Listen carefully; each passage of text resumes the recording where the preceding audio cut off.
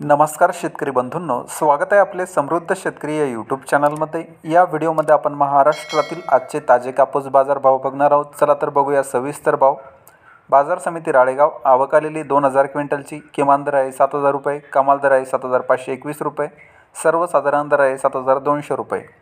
बाजार समिती किनवट, आवक आलेली 90 क्विंटलची। किमान दर आहे 6900 रुपये, कमाल दर आहे 7150 रुपये, सर्वसाधारण दर आहे 7080 रुपये।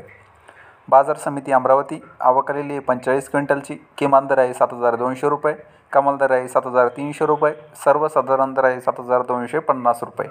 बाजार समिती अकोला, जात आहे लोकल, आवक आलेली 2402 क्विंटलची। किमान दर आहे 7331 रुपये, कमाल दर आहे 7471 रुपये, सर्वसाधारण दर आहे 7396 रुपये। बाजार समिती उमरेड, जात आहे लोकल, आवक आलेली 889 क्विंटलची।